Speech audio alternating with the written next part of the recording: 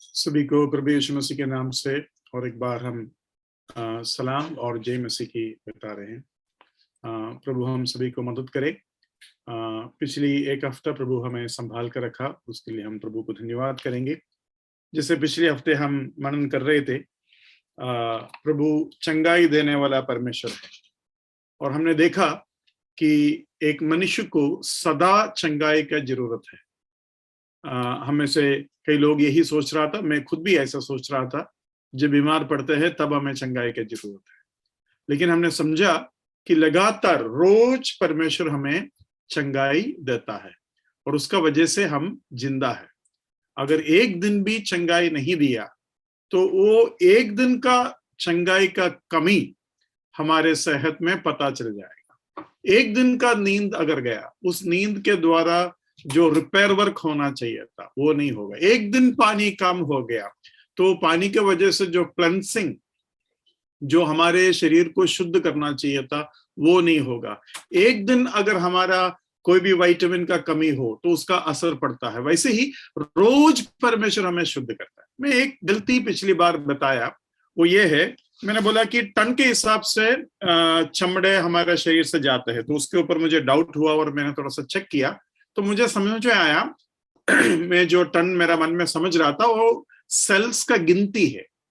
Cell जो है करोड़ों में जो है मरते हैं और इस तरीके से शरीर से जाते हैं। लेकिन अगर देखा जाएगा एक आदमी का शरीर से उसका तकरीबन उम्र में 35 किलो तक चमड़ा जाता है। 35 किलो कोई छोटी बात नहीं है। आप में से अधिकतर लोग 70-80 के बीच में होगा, तो आधा किलो जो है आपका पूरा जीवन में आपने चमड़ा जो है आपके शरीर से निकल गया। अगर नहीं निकलता तो क्या होता है, अगर ज्यादा निकलता तो क्या होता है, और जब निकलता है तो नया जो अच्छा वाला चमड़ा है वो नहीं आएगा तो क्या होता है। मैंने पिछली बार बताया था, जैसे हमारा उम्र बढ़ता है, हमारा जो स्किन है उसमें लाइनिंग्स आते हैं। वो लाइनिंग इसलिए आते हैं क्योंकि जो नया चमड़ा आता है उसमें उतना ताजगी नहीं है जैसे बच्चों के अंदर। बच्चों के चमड़ा या शरीर बहुत ही मुलायम रहता है, तो उसका पीछे ये कारण है। वैसे ही बाल का रंग, वैसे ही इवन हड्डी, ये चीज कई लोगों को नहीं मालूम होगा, हमारा शरीर कंटिन्यूसली हड्डी को निकालता है, ये मालूम है आपको। और नया हड्डी का नया कैल्शियम उसमें डिपॉजिट करते हैं। तो ये जो पुराना हम फेंक देते हैं, शरीर के द्वारा निकल जाते हैं, वो नया जो आना, उसके लिए कुछ क्राइटेरियास होता है। अगर हम व्यायाम नहीं करते हैं, यूं ही घर पे बैठे रहते हैं, जैसे कि औरत लोग जो है वो ज्यादातर घर पे बैठे रहते हैं, तो उनके अंदर कैल्शियम का कमी हो जाता है। इसलिए नहीं कि वो नहीं खाते, खाने के बावजूद भी शरीर उस कैल्शियम को हड्डी के अंदर जोड़ता नहीं है। क्यों नहीं जोड़ते? क्योंकि वो व्यायाम कम करते हैं। उसको वो क्या बोलते हैं, स्टेप चढ़ना, बस में चढ़ना, बस से उतरना, मतलब झटका नहीं मिलता शरीर में। जिस शरीर में वाइब्रेशन या झटका मिलता है उस शरीर में कैल्शियम डिपॉजिट अच्छा से होता है। जैसे कि स्पोर्ट्समैन भागते वक्त उसका शरीर में वाइब्रेशन आता है ना, ठंग ठंग ठंग, वो भागते वक्त जो है उसके हड्डियों में वाइब्रेशन आता है, तो बॉडी उसको स्ट्रेंथन करते हैं। अगर वाइब्रेशन नहीं आते, लोड नहीं आते, तो बॉडी बोलेगी इतना ताकत का जरूरत नहीं है, जो गया जाने दो, अभी नया रखने का जरूरत नहीं है। हमारे जैसे पैसे बटोरते रहो, वैसे शरीर कैल्शियम बटोरते रहो, ऐसा नहीं करेंगे। काम नहीं करोगे तो कैल्शियम नहीं लोगे, एक्सरसाइज नहीं करोगे तो मसल भी नहीं लेंगे। तो और इसी तरीके से हर चीज है। आपका याददाश्त भी, अगर आप इस्तेमाल नहीं करोगे तो तुरंत आपका याददाश्त चला जाएगा। पता है आपको, जैसे चाकू हम इस्तेमाल नहीं करोगे तो जंग पकड़ेंगे, वैसे ही दिमाग होता है। दिमाग का जो तेजीपन है वो चला जाता है। जो आदमी नौकरी बंद करके रिसाइन करता है ना, रिसाइन करने वाले लोगों का मानसिक क्षमता बहुत ही जल्दी खत्म हो जाता है। लेकिन अगर वो और कुछ चीजों में अपना दिल डालते हो, हॉबी करते हो, तो उसका दिमाग बने रहेंगे। तो इस तरीके से हर चीज है। तो परमेश्वर लगातार हमें चंगाई देने वाला परमेश्वर। और ये मैंने खास पिछली बार ऐसा बताया कि मूसा के जीवन में उसके आंखों का रोशनी नहीं गया, उसके सेहत में कोई कमी नहीं हुई, और बाकी तो हम जानते ही है, जैसे कि कपड़ा और जूते में भी कोई घिसना नहीं हुआ। ये चीज मूसा में हमने खास देखा। और ये कहने का पृष्ठभूमि क्या था? मूसा 100% परमेश्वर को आज्ञाकारिता में रहने का कोशिश की। उसके मन जो ऐसा था, वो कभी ये नहीं सोचता था थोड़ा बहुत गलती चलता है प्रभु माफ कर लेगा, उस मन से नहीं चलता था। गलतियां होते थे, लेकिन उसके मन जो है पूरे तरीके से मैं प्रभु का आज्ञा मानूं, उसमें कोई वो अपने लिए कोई मार्जिन, एक्सक्यूज नहीं रखा था। और ये मूसा का सेहत का एक कारण बना कर मैं समझता हूं। आप ये याद करता होगा, 2 लोग ही मिस्र देश से जो निकला, केवल 2 लोग इस्राएल में, कनान देश में प्रवेश किया। 6 लाख के आसपास मर्द थे, बच्चे को छोड़कर 18-19 के ऊपर जो बच्चे मर्द है वो थे, और ऊपर से बच्चे और स्त्रियां वगैरह थे। तो लगभग 20 लाख के आसपास मिस्र देश से निकला। मिस्र देश से 20 लाख लोग निकला, लेकिन वचन में लिखा है वो जो उम्र के ऊपर के लोग थे उसमें से केवल 2 लोग कनान देश में प्रवेश किया। मुझे उम्मीद है कि आपको ये मालूम है। और कौन कौन था?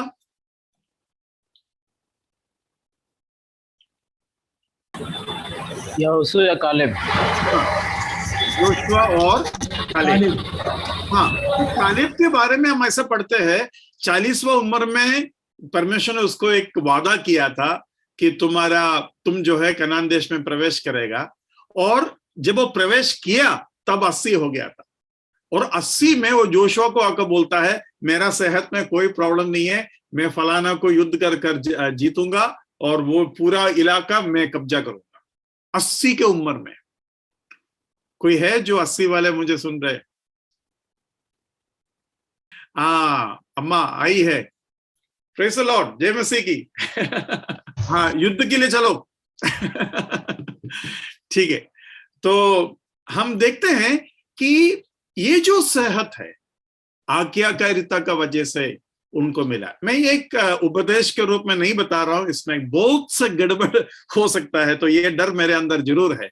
लेकिन फिर भी वचन जिस तरीके से हमारा सामने रखा है, एकदम परमेश्वर इस्राएल जनता को कहता है तुम अगर मेरा आज्ञा को पूरे तरीके से मानोगे, मिस्र देश में आने वाले कोई भी बीमारी तुम्हारे ऊपर आएगा नहीं, और मैं तुम्हें चंगाई देने वाला परमेश्वर।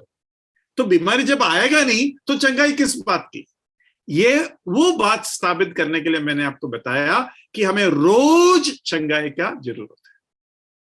तो ये बात लगभग आपको समझ में आया होगा।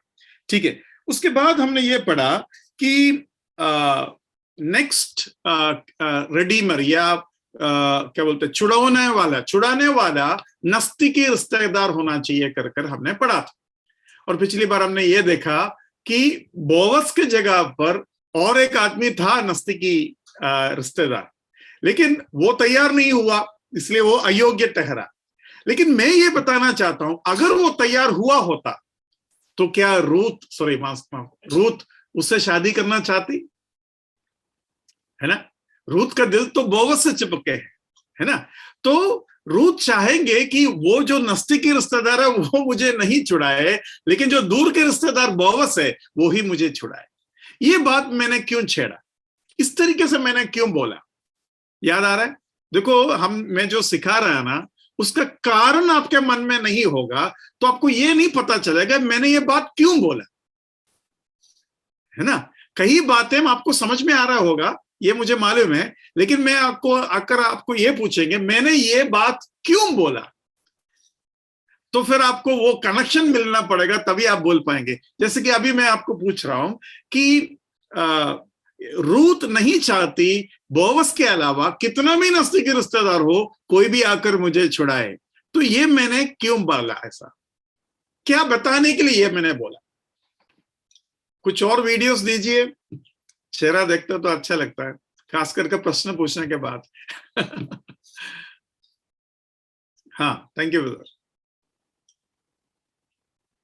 ये बात मैंने इसलिए बताया क्योंकि नस्तिकी रिश्तेदार को अगर आप ढूंढेंगे, यीशु मसीह नस्तिकी रिश्तेदार कैसा बनेंगे,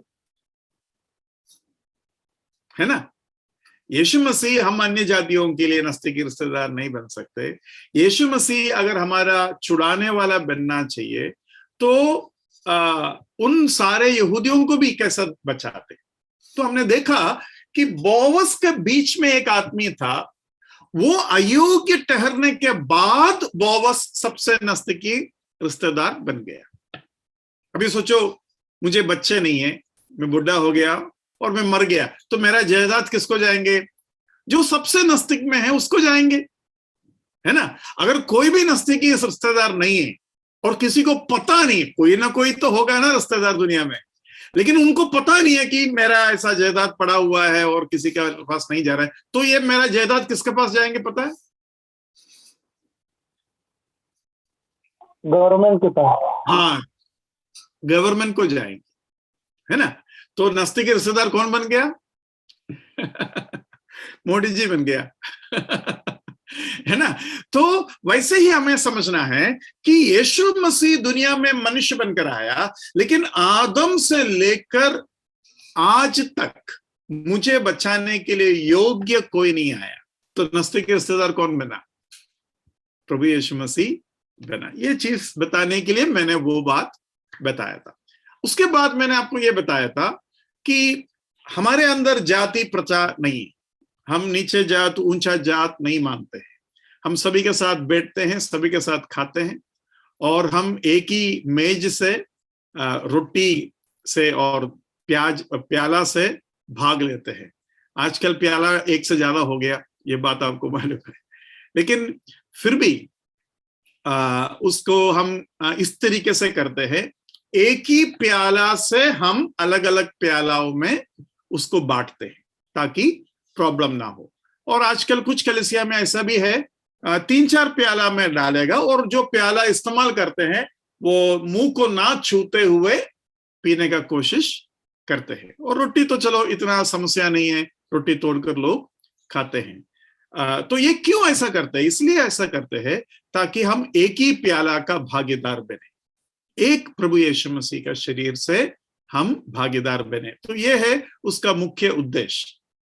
लेकिन मैं आपको ये पूछ रहा था कि यीशु मसीह हमें जब शादी किया, अगर जाति का विचार यीशु मसीह के अंदर होता तो क्या हमसे शादी करते हैं?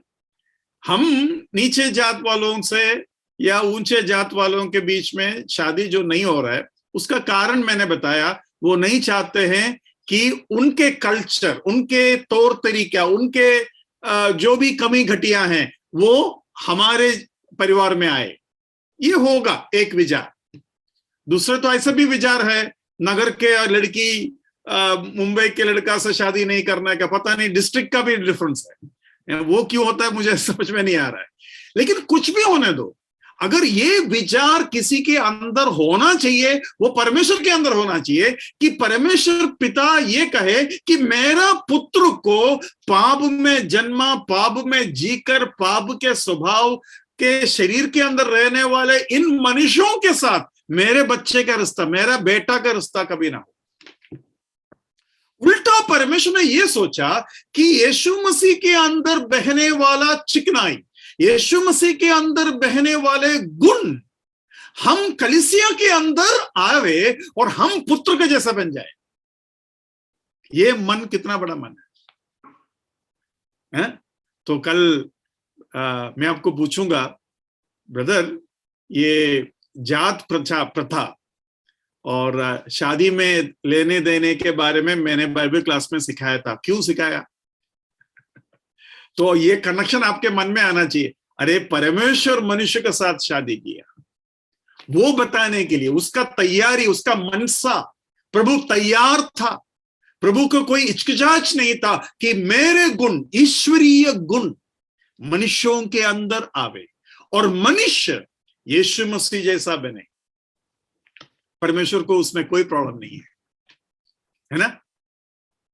तो मैं ये सोचता हूं, अगर यीशु मसीह कहता है तुम अगर तुम्हारे गुनहगारों को माफ करेंगे, मैं भी तुम्हारे गुनाह को माफ करेंगे, या प्रभु ये बोलेंगे मैंने तुमको करोड़ों पाप माफ किया, तुम क्या तुम्हारे गुनहगारों को माफ नहीं कर सकते।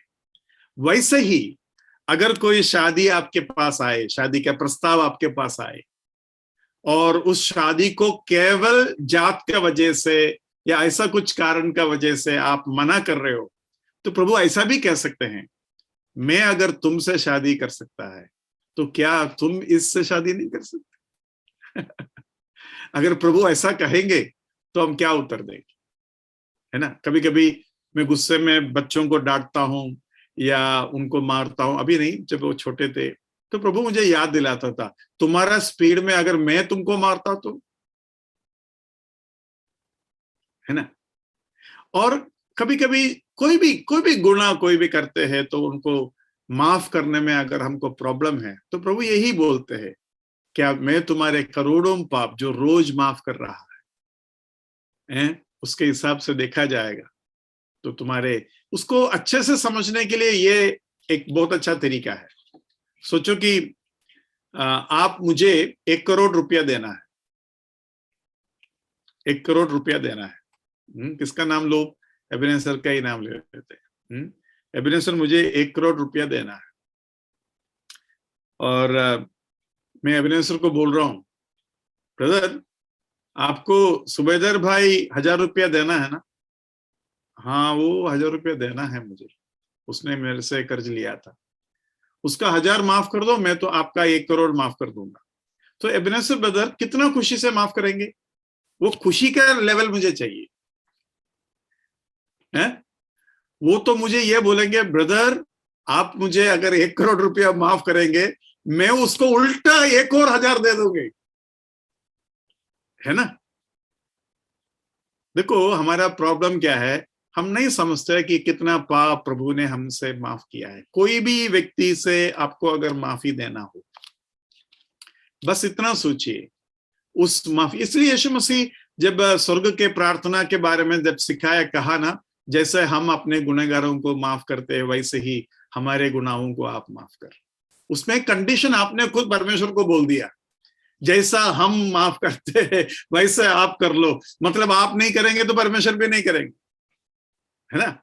तो ये बात आपको समझना जरूरी है। आज एक छोटा सा खास चीज मेरे मन में जो आया वो आपका ध्यान में लाने के लिए मैं कोशिश करूंगा। बचाने के लिए नजदीकी रिश्तेदार चाहिए, ये हमें को समझ में आ गया, लेकिन बाइबल में बदला लेने के लिए भी नजदीकी रिश्तेदार चाहिए। ये पता है क्या आपको?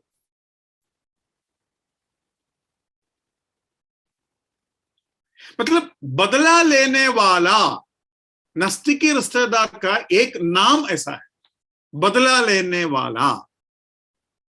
मतलब बदला लेने वाला, जैसे कि आपने कुछ गलती की, हाथ पैर लग गया, एक आदमी मर गया और आप भागा, अरे बाप रे मेरे से खून हो गया, अभी नजदीकी रिश्तेदार आएंगे बदला लेने के लिए, उसको बदला लेने वाला बोलते हैं या नजदीकी रिश्तेदार बोलते हैं। ये बात पता है क्या आपको? बाइबल ऐसा एक कैटेगरी रखा है, और बाइबल ये भी बोलता है कि ऐसे गलती से पाप करने वालों को बचाने के लिए मैं 6 शरण नगर बनाऊंगा। अगर आप अच्छे तरीके से इस 6 शरण नगर के लोकेशंस को देखेगा, आपको पता चलेगा पूरे इस्राएल में फैला हुआ है ये 6 शरण नगर। तो कोई भी आदमी बचने के लिए शरण नगर में भाग के जाओ, वो बच सकते हैं। तो उधर बदला लेने वाला जब आएगा तो कौन उसको बचाना चाहिए? उस नगर के महायाजक अगर है तो वो जो है इसका पूरा जिम्मेवारी और सुरक्षा देना चाहिए, क्योंकि वो गलती से पाप किया। अगर जानबूझकर पाप किया तो ये सुरक्षा नहीं मिलेगा। तो ये बात आपका मन में रखना बहुत जरूरी है, नजदीकी रिश्तेदार है। अभी उसका एक वचन हम पढ़ेंगे, नंबर्स गिनती 35 का 27 पढ़िए, गिनती 35 का 27। और लहू का बदला लेने वाला उसको शरण नगर की सीमा के बाहर कहीं पाकर मार डाले तो वह लहू बहाने का दोषी न ठहरे। तो उधर ये लिखा है कि बदला लेने वाला नजदीकी रिश्तेदार शरण नगर के बाहर अगर बदला लिया तो वो गुनहगार नहीं ठहरेंगे। आइडिया मिला? आपको आइडिया मिला? ये बात जब मैं बता रहा हूं, आपको एक कनेक्शन, दो कनेक्शन मिलना चाहिए, एक तो चलो मिलना मुश्किल है, लेकिन एक कनेक्शन तो आपको मिलना चाहिए कि दाऊद का सेनापति योआब अपने भाई के क्या बोलते हैं, मारने वाले को मार दिया, और दाऊद योआब को दंड नहीं दिया। उसका कारण क्या होगा? क्योंकि वो शरण नगर में घुसा नहीं, और वो नजदीकी रिश्तेदार था, बदला वो कभी भी ले सकते हैं। आपको आइडिया मिला? क्योंकि जो भी पाप करते हैं दाऊद तुरंत उसके ऊपर दंड देता था, लेकिन योआब को नहीं दिया। इसलिए नहीं कि वो सेनापति था, इसलिए कि वो नजदीकी रिश्तेदार था, बदला लेने का योग्य था, और उसने बदला शरण नगर के बाहर लिया। और ऊपर से वो जो है इस बात को क्या बोलते हैं, समझ लिया कि यहां हमने जैसा पढ़ा, वो गुनहगार नहीं ठहरेंगे अगर बदला उसने बाहर लिया तो, है ना? बहुत बड़ा एक लिंक है वो। लेकिन एक मुश्किल लिंक के पास आपको लेके जाऊंगा। प्रकाशित वाक्य में आइए, प्रकाशित वाक्य 5वां अध्याय, उसका 2 वचन से पढ़िए। फिर मैंने एक बलवंत स्वर्गदूत को देखा जो ऊंचे शब्द से यह प्रचार करता था, इस पुस्तक के खोलने और उसकी मुहरें तोड़ने के योग्य कौन है? परंतु न स्वर्ग में, न पृथ्वी पर, न पृथ्वी के नीचे कोई उस पुस्तक को खोलने या उस पर दृष्टि डालने के योग्य निकला। तब मैं फूट फूट कर रोने लगा, क्योंकि उस पुस्तक के खोलने या उस पर दृष्टि डालने के योग्य कोई ना मिला। ओके, तो मैं हम ये पूछने का कोशिश करूंगा, यूहन्ना जो है ये बात, अच्छा ये यूहन्ना बपतिस्मा है, ये यूहन्ना प्रभु यीशु मसीह का चेले है जो ये देख रहा है? यीशु मसीह का चेला। किसी को ऐसा विचार है यूहन्ना बपतिस्मा देने वाला है ये?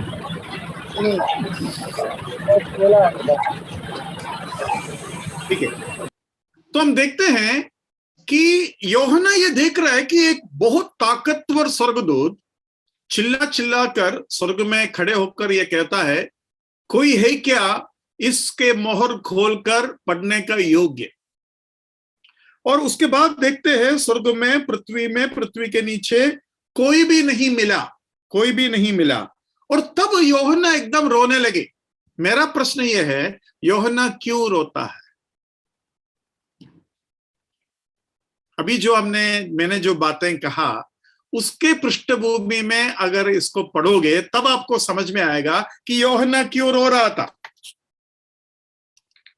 पढ़िए, सॉरी बोलिए। वो खुद भी लायक नहीं था यूहन्ना, ठीक है, और क्योंकि जो कलीसिया को सताया गया, जो कलीसिया प्रभु का लोगों ने जो दुख सहा, बहुतों को घात किया गया, तो उनके विषय में बदला लेने के लिए उस किताब में जो बातें लिखी है उसको खोलकर उसको अमल में लाने वाला या फिर उसको न्याय करने वाला कोई नहीं दिखाई दिया, इसके लिए वो रो रहा।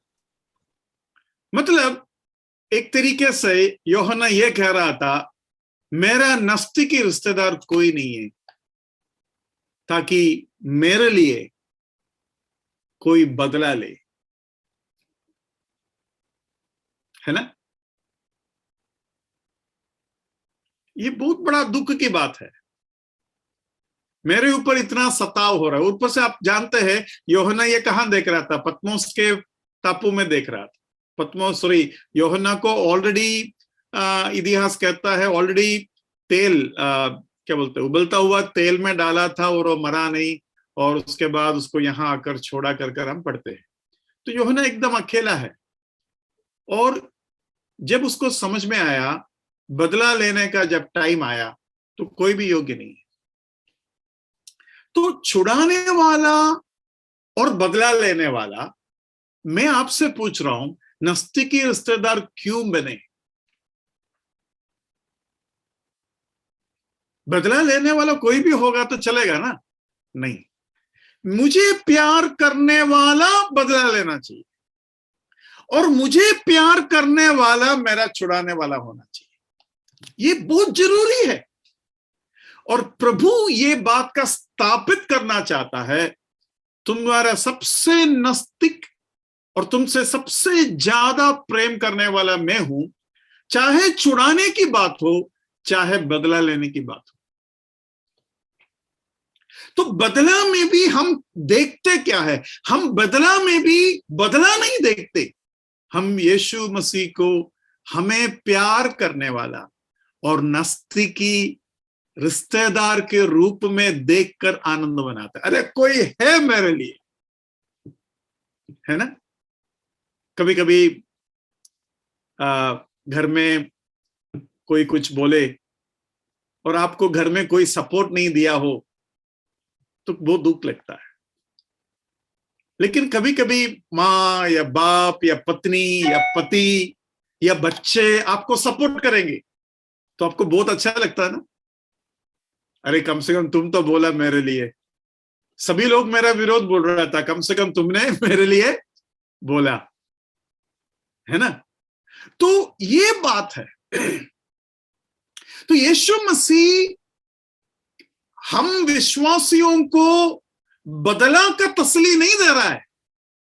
यीशु मसीह, मैं तुम्हारा बदला लेने वाला नजदीकी रिश्तेदार हूं, मुझे दर्द होता है जब तुम्हें कोई छूता है। मतलब वो साउल के पास आया जो पौलुस बना, और कहता है तुम मुझे क्यों सता रहे हो? तो उधर पौलुस को क्या समझ में आया? पौलुस को यह समझ में आया कि परमेश्वर के नजदीकी रिश्तेदारों को मैं तंग कर रहा हूं, उसका हिम्मत बढ़ेगा।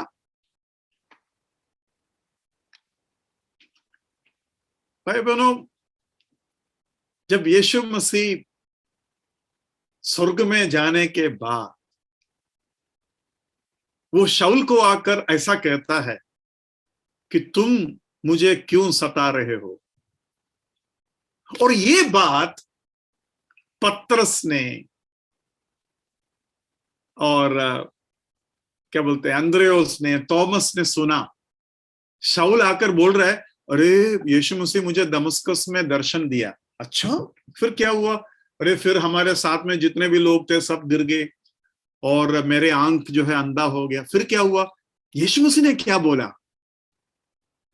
यीशु मसीह इनके साथ थे, यीशु मसीह चला गया, यीशु मसीह इनको दर्शन नहीं दे रहा है, तो यीशु मसीह तुमको क्या बोला? मुझे ये बोला, तुम मुझे क्यों सता रहे हो? अरे तुमने यीशु मसीह को कब सताया? नहीं, मैं कलीसिया को सता रहा था, और यीशु मसीह ने ऐसा कहा, तुम मुझे क्यों सता रहे हो? वचन क्या कहता है कि तुम मेरे आंख का, हाँ, आंख का क्या है? पुतली हो। पुतली है।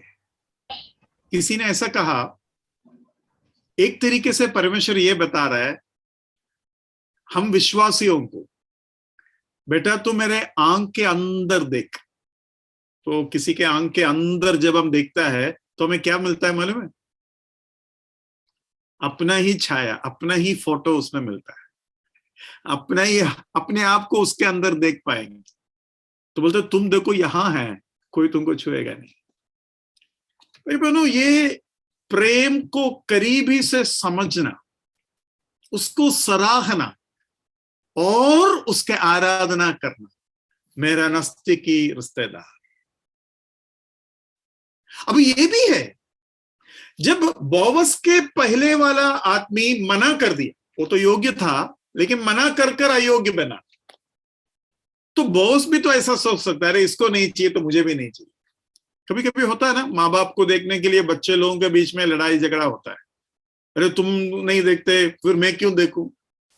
जितना ज्यादा बच्चा उतना ज्यादा लड़ाई होता है, क्योंकि वो ऐश कर रहा है, मैं यहां परेशान हो रहा हूं। हाँ? लेकिन यीशु मसीह को जब सारे लोग बोला मैं नहीं, मैं नहीं, मैं नहीं, मूसा ने भी ऐसे ही कहा ना, मैंने क्या इनको जन्म लिया है, मैंने क्या इनके पितरों को वादा किया है कि मैं उनको गोद में लेकर घूमूं। तब यीशु मसीह बोलता है मैं और मेरा बच्चे। भाई बहनों, हमारे इस क्लास में हम उद्धार के विषय सीख रहा है। ये विषय विषय जो बोलता है ना, थोड़ा सा मुझे फीलिंग होता है ये सच है कि हम विषय सीख रहे हैं, लेकिन उद्धार कर्ता हमें मिल रहा है। उद्धारकर्ता के बड़ापन, उद्धारकर्ता के खूबी, उद्धारकर्ता के मन के सुंदरता को तोड़ा तोड़ा में प्रभु हमें दे रहा है। प्रभु का दया है। ये जो बातें मैं आपको बता रहा हूं ना, मेरे लिए खुद नया है और कोई पुस्तक से नहीं है, प्रभु का ही दान है। कोई बड़ा सोचने से नहीं है, प्रभु का कृपा है, अनुग्रह है।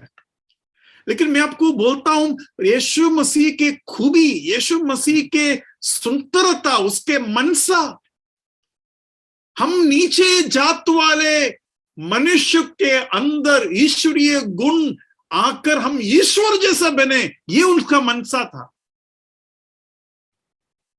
ये उसके मनसा था कि सारे मनुष्य जब अयोग्य बनेंगे तभी भी मैं योग्य बनकर उसको छुड़ाऊंगा, मैं नस्तिकी रिश्तेदार बनूंगा, मैं इंतजार करूंगा। अब आप ही बताइए, ये जो हमारा सोच ये सही है कर कर सबूत में देता हूं। हमारे ये सोचने का तरीका सही है कर कर सबसे बड़ा सबूत है कि यहां 5वां अध्याय उसका 3रा वचन जो हमने पढ़ा, उसको दोबारा पढ़िए।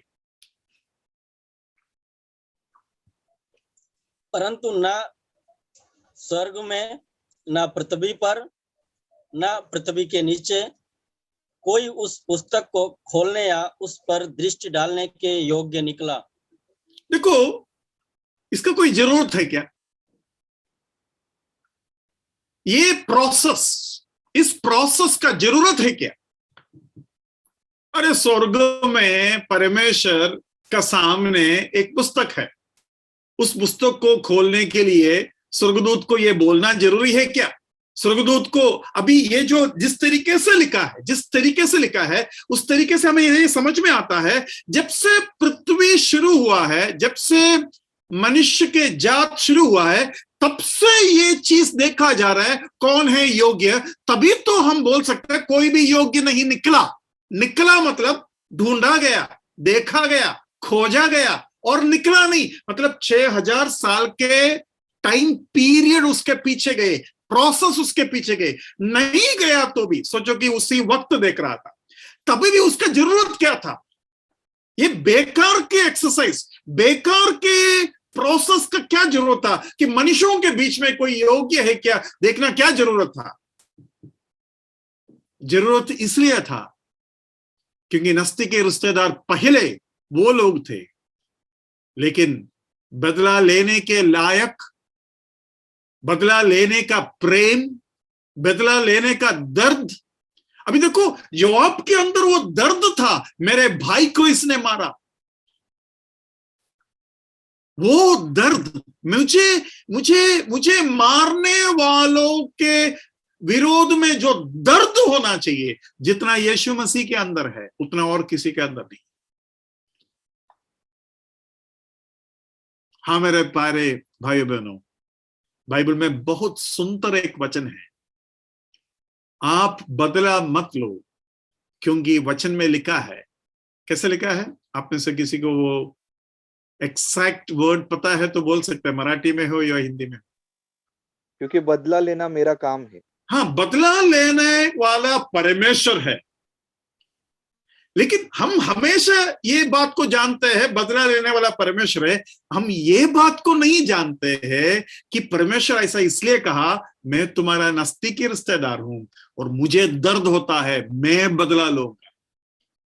ऐसा होता है ना, जैसे कि जिसको सबसे ज्यादा दर्द होता है, सोचो कि मुझे ऐसा नहीं करना चाहिए, फिर भी मैं ऐसा कह रहा हूं ताकि आपको समझ में आए। कैसा बोलूं, सोचो कि मैं और मेरा भाई है ना, मेरा छोटा भाई को किसी ने मारा, तो हम दोनों मिलकर उस मारने वालों को पकड़ा। तो हम उसको पकड़ने के बाद उसको बदला लेने के लिए, उसको मारने के लिए जा रहा है। तब हमारे माँ आकर बोल रहे, मैं मारूंगी, मुझे मारना है, क्योंकि इन्होंने मेरे बच्चों को छुआ। मतलब बदला लेने का जो इच्छा खास कर किसको होता है, मुझे भी होता है, मेरे भाई को भी होता है, लेकिन कुछ ऐसे व्यक्ति जिसको दर्द ज्यादा होता हो, तो परमेश्वर बोलता है मैं बदला लूंगा, मैं बदला लूंगा। इसलिए नहीं कि तुम बदला मत लो, वो ठीक है, वो है, लेकिन यीशु परमेश्वर ये बता रहा है मुझे ज्यादा दर्द होता है, मुझे ज्यादा दर्द होता है, और जितना दर्द मुझे होता है उतना किसी को नहीं होता। ये सच है कि नहीं?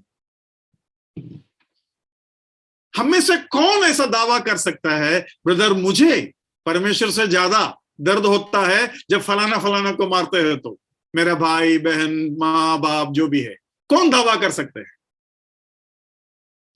परमेश्वर बोलता है माँ तुम्हें भूल जाएंगे लेकिन मैं नहीं। अगर प्यार में परमेश्वर माँ को दावा या क्या बोलते हैं चुनौती दे सकते हैं, तुम्हारे प्यार से भी ज्यादा प्यार मेरा है, तो बदला में भी परमेश्वर ऐसा ही करेंगे। तो ये छुड़ाने वाला है हमारा परमेश्वर। तो यहां छुड़ाने वाले के संबंध में कि ऐसा एक प्रोसेस, स्वर्ग के गंभीर कार्य के बीच में, स्वर्ग में पृथ्वी में ढूंढा जाना ऐसा है। और योहन्ना जब रो रहा है, योहन्ना रोने का पूरा पूरा पूरा क्या बोलते हैं योग्य, पूरा पूरा कारण, पूरा क्या बोलते हैं राइट रीजन, यूं ही नहीं रो रहा था वो। योहन्ना तुम्हारा रोना एकदम सही है, योहन्ना तुमको ऐसा रोना चाहिए था, क्योंकि इसका मतलब यह है तुम्हें प्रेम कर तुम्हारे लिए जलने वाला कोई नहीं है, पूरा पृथ्वी में कोई नहीं है। योहन्ना क्या तुम्हें मालूम है, पूरा पृथ्वी में तुम्हें चाहने वाला कोई नहीं है, लेकिन स्वर्ग में एक है। हालेलुया। हम सोचते हैं ना मेरे माँ बाप मुझे चाहते हैं, मेरा पत्नी मुझे चाहते हैं, मेरा पति मुझे चाहता है, सही है, लेकिन कितना चाहता है? हाँ, हम में से कितने लोगों के प्यारे प्यारे लोग मर गया, एक दो दिन के बाद हम हंसना शुरू कर देंगे, एक दो दिन के बाद अब पेट भरकर खाना खाएंगे और सब कुछ भूल जाएंगे। हाँ दुख है, लेकिन दुख में हमेशा हम नहीं रह सकते। लेकिन बाइबल में लिखा है उड़ाव पुत्र का बाप, बाइबल में लिखा है योसेफ के प्रति याकूब ने ऐसा लिखा कि मैं कभी आश्वासन नहीं लूंगा, मैं दुख के साथ पाताल में जाना चाहता हूं, मैं नहीं चाहता आश्वासन प्राप्त करके मैं पाताल में जाऊं। राहेल के बारे में हम भविष्यवाणी में पढ़ते हैं, राहेल आश्वासन प्राप्त करना नहीं चाहा क्योंकि उसके बच्चे नहीं थे। भाई बहनों, परमेश्वर हमें जितना चाहता है, ये बात समझ लो, सारे पत्नी, सारे बच्चे, सारे माँ बाप, सारे दादा दादी, सब लोग इस बात को समझ लो, हम आपको चाहते हैं, लेकिन परमेश्वर जितना चाहते हैं उतना कोई नहीं। अभी आपको ये कैसा लगेगा, आप चाहते हैं प्रभु मेरा बदला ले, या मेरा पप्पा देखेगा तो बदला लेगा, मेरा मम्मी देखेगा तो बदला लेगा, और पापा मम्मी आ गया तो बोला बेटा पापा मेरे साथ ऐसा ऐसा इसने किया, तो बोलते चलता है यार, ऐसा सब चलता है, चल। आपको कैसे लगेगा? बदला बदला कुछ नहीं, चल चुप।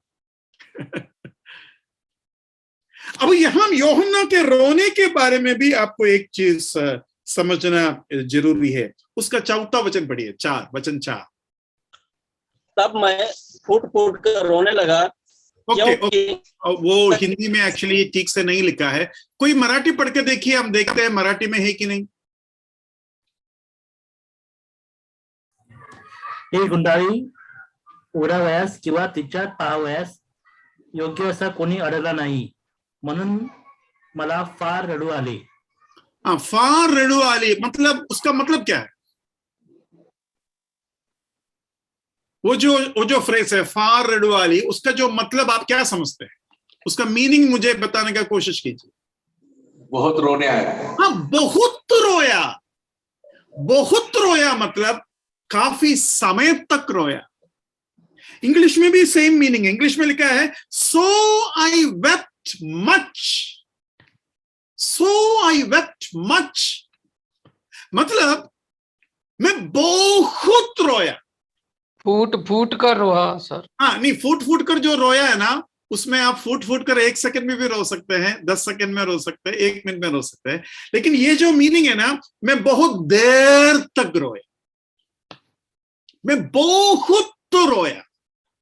ये बात मैंने इसलिए बोला, जब यूहन्ना रो रहा था, स्वर्ग और स्वर्ग के दूत और सारे लोग, मालूम है क्या बोला? कुछ नहीं बोला। उसका मतलब क्या है मालूम है?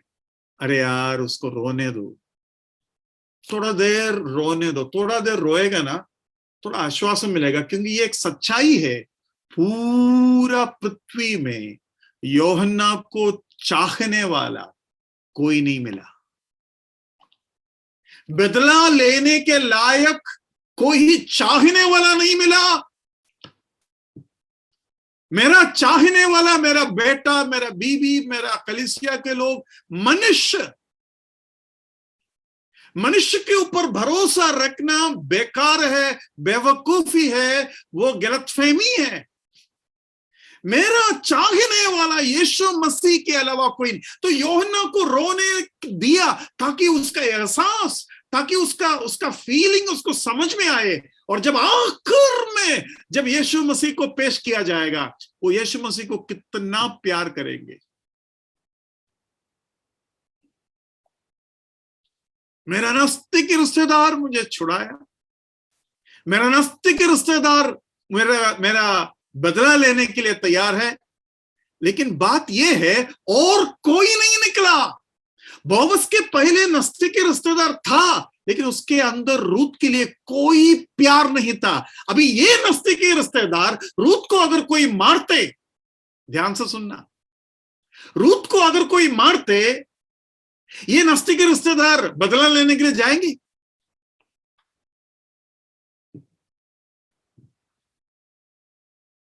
नहीं जाएंगे। यस, यही बात आपको समझना है। तो यूहन्ना का वो जो रोना है ना, उसमें 2 मीनिंग है। एक ये है कि उसको एहसास हो गया, अब्राहम मेरा पिता है, मूसा हमारा भविष्यवक्ता है, अहरोन हमारा याचक है, हम यहूदी जात का है। अरे कुछ नहीं, कोई तुमको प्यार नहीं करता। सुसमाचार सुनाने वाले आप में से कई लोग हैं। आप लोगों को मैं एक छोटा सा पॉइंट देता हूं जो सुसमाचार में काम आए। ये है, लोग बोलते हैं ना हम कैथलिक है, हम CNI है वगैरह। तो मैं उनको ये बोलता हूं, कौन है कैथलिक? मतलब आप जिसके लिए लड़ रहे हो, जिसके लिए हम जो बातें बता रहा है उसके विरोध में आप बोल रहे हो, और हम जो बातें सिखा रहा है उसको नहीं अपना रहे हो, उसका विरोध कर रहे हो, आप किसके लिए कर रहे हो? बोलते मैं रोमन कैथलिक हूं, रोमन कैथलिक के लिए कर रहा हूं। मैं CNI हूं, मैं CNI के लिए करता हूं। मैं हिंदू हूं, मैं हिंदू के लिए करता हूं। तो उनको ये पूछने का, कौन है रोमन कैथलिक जिसके लिए आप ऐसा कर रहे हो? रोमन कैथलिक आपके जैसे करोड़ों लोग हैं। इसमें से कौन आपके लिए प्रेम कर, आपके लिए चाहते हैं? कौन आपको प्रेम करते हैं? किसके लिए आप ये सब कर रहे हैं? क्या पोप के लिए? क्या पोप आपके नाम जानते हैं? क्या पोप आपको जानेगा तो भी उसको कुछ फर्क पड़ता है? किसके लिए, किसके लिए? आपके जैसे दारू पीने वाला, तंबाकू खाने वाला, गाली देने वाले करोड़ों लोग से मिले हुए लोग हैं ये सारे झुंड। वो कैथोलिक होने दो, सीएनए होने दो, मुसलमान होने दो, हिंदू होने दो, हम मुसलमान है कर आप लड़ते तो किसके लिए लड़ते हो? लेकिन मैं आपको एक शख्स के बारे में बता रहा हूं, यीशु मसीह। यीशु मसीह आपको प्रेम करता है, यीशु मसीह आपको चाहता है। आपको चाहने वाला एक है, एक है और एक ही है। उस चाहने वाले के संबंध में मैं आपको बता रहा हूं, और मैं जो लड़ रहा हूं, मैं जो आपसे बात कर रहा हूं, मेरे लिए, मुझे प्यार कर मरने वाला यीशु मसीह के लिए बोल रहा हूं। मैं मेरा संस्था, मेरा कलीसिया के ब्रदरन कलीसिया बोलकर नहीं कर रहा हूं।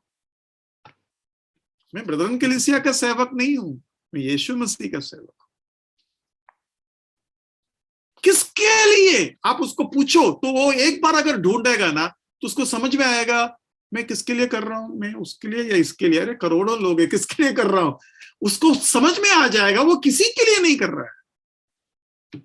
वो सोच रहा है कि रोमन कैथोलिक, सीएनए या जो भी धर्म है वो पूरे के पूरे धर्म उसको प्यार करते हैं। नहीं, उल्टा वो विश्वास को जैसे ही छोड़ेगा ये सारे लोग उसको मारने के लिए आएंगे।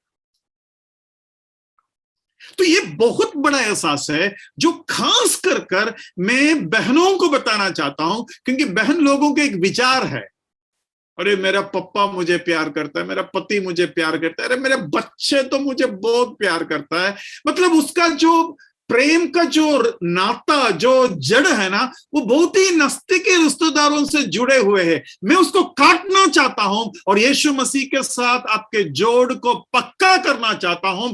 भाइयों और बहनों, केवल यीशु मसीह आपको प्यार करते हैं, केवल यीशु मसीह आपको प्यार करते हैं। और तब यूहन्ना जब बहुत रोया, स्वर्ग को बहुत बिजी था, स्वर्ग को बहुत गंभीर काम करना था, लेकिन सारे लोग ऐसे ही बैठ गया, अरे रोने दो यार, उसको टाइम दो, उसको टाइम दे दो। वो काफी रोया, बहुत रोया। उसके बाद उसको बोला मत रो, क्योंकि वध किया हुआ मेमना प्रभु यीशु मसीह योग्य है।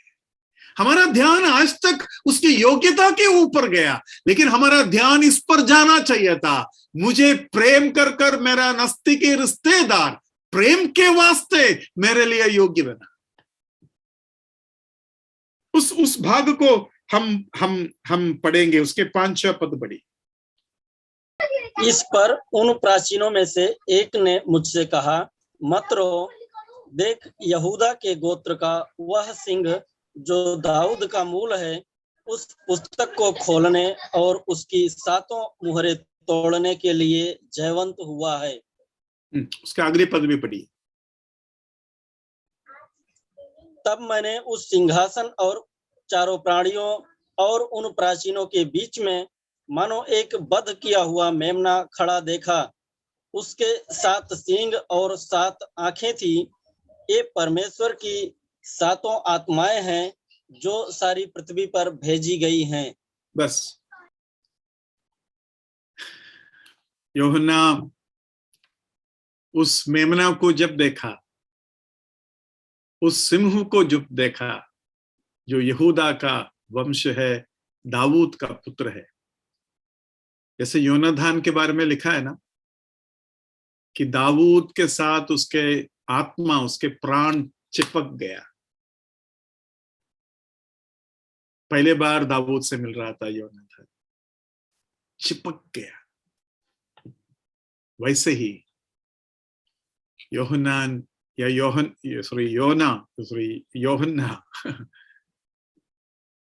जैसा यूहन्ना 4 में लिखा है ना, जो मुझसे पिएंगे वो कभी प्यासा नहीं होगा। यीशु मसीह का प्यार हमारा प्यास को हमेशा हमेशा के लिए बुझा देगा, फिर कभी हम प्यासा नहीं होगा। भाई बहनों, आज हमारे छुड़ाने वाले का कई हिस्साओं को हमने देखा और हमने ये देखा छुड़ाने वाला ही बदला लेने वाला है। अगर बदला लेने के लिए कोई नहीं है तो छुड़ाने वाले भी कोई नहीं। यूहन्ना रोने के एक और कारण है, वो कारण यह है कि स्वर्ग में उसको समझ में आया बदला लेने के लिए कोई नहीं है, उसके मतलब उसका छुड़ाने वाला भी कोई नहीं है, तो उसका खुद का छुड़ौती भी प्रश्न में आ गया था। लेकिन जब वो बदला लेने वाले को पाया और वो यीशु मसीह है कर समझ में आया, तब उसको यह भी समझ में आया यही मेरा छुड़ाने वाले भी है।